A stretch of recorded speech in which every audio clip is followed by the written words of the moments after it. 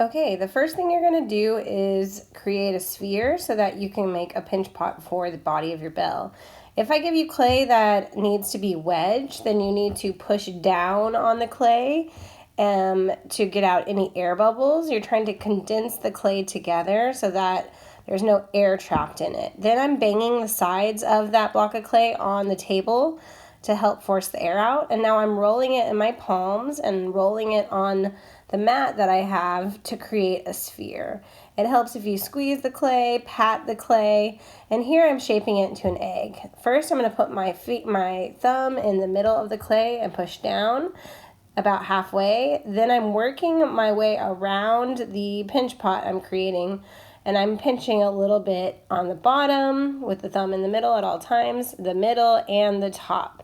The goal is that all of my walls are equal, and that even the bottom is stable but not too thick. I pat the pinch pot on the table just to flatten the edges, and now I'm checking to make sure all of the walls and the bottom of the pot are equal. You don't want to ball up your clay and start over if you mess up, because you might create an air bubble. So it's important to always pinch a little bit at a time, because you can always go back and pinch more, but you can't pinch less. Now, if you do need to start over, please let me know so we can make sure it's wedged properly. I stuffed the inside with paper towels so that I can build on this form without it losing its shape. Here I'm flattening a piece of clay to cut something from a slab. You want to just make sure that your slab is not too thin if you do this. When you cut out a shape, you first want to draw where you want to cut and then cut deeper with the needle tool. That way you can smooth out the edges if you don't like the outline you've created. Anytime you're trying to create something that should be the exact same as something else, use that something else as a tracer. Here I'm figuring out where I want these shapes to go. I'm kind of showing you how these shapes can be used. Right here I'll be using them as wings for a bird. However, you could use a similar shape like this for ears, even eyes. So the possibilities are endless. Here I'm just making sure that the sides of my pinch pot are smooth, so I rolled it just a little bit, but be careful if you do that. So here I need to score each place that I want the clay to go. That means you're going to scratch up the surface with a tool, either a fork will work or even the needle tool, and then I'm going to apply slip using a paintbrush to both areas where I've scored. Then I smooth the clay into the pinch pot form so that it makes its connection even stronger. But I wanted to see where that attached, so that's why I outlined it with the needle tool. Once again, scoring, slipping, and scoring up the surfaces again just to make sure there's an equal connection on each side. Anytime you want to smooth an area out or mold or form it, you can get your fingers wet. That will help a lot. And you can also do that to smooth out any cracks that you might see forming on your clay. Now I'm going to create a small little briefcase, so I'm making a rectangular prism, and I did that just by patting the sides of this shape and squeezing. Now I'm scoring both areas, and I'm adding slip using the paintbrush, and then pressing to make a firm attachment. Notice I added more score marks just to make sure, once again, that it fits together almost like a puzzle piece.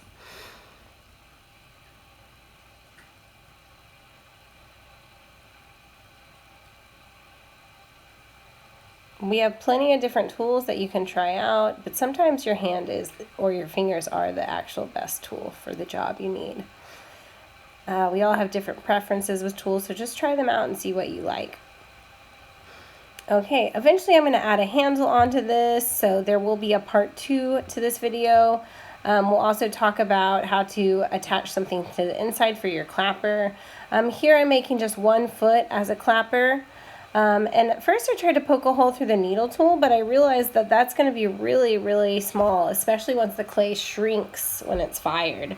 So instead what I'm going to do is I'm going to attach a coil, which is like a skinny little snake, or you could even attach a whole little piece of clay, so maybe like a sphere or a flattened sphere to the front of your clapper or the top or the back. It just depends on what shape you have. And then I'm using the needle tool, and you'll see me use the back of the paintbrush to make a hole for a string to eventually go through. Like I said, you can't have any teeny tiny holes because they will close up when the clay shrinks and bakes in the kiln. So we'll probably talk more detail about creating your clapper when you get there.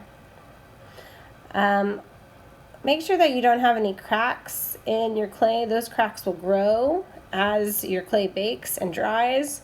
So just use your finger and some water to smooth out any cracks. And I am using this nail tool to get out tiny little clay bits that were left over from me cutting a hole in it. Here I'm going to score and slip because eventually this is where I will attach my handle. And like I said, I will show you more about that in part 2 so that you know how to make a really sturdy handle with an armature inside, like a toothpick. Here I'm wrapping up my clay, and I'm using this plastic wrap to do so, and I'm making sure that it's nice and tight inside of that plastic wrap. Also add any clay that you need to use later into some plastic wrap as well. And I'm putting this at the top left corner of my board so that we can store it and have room for everyone's.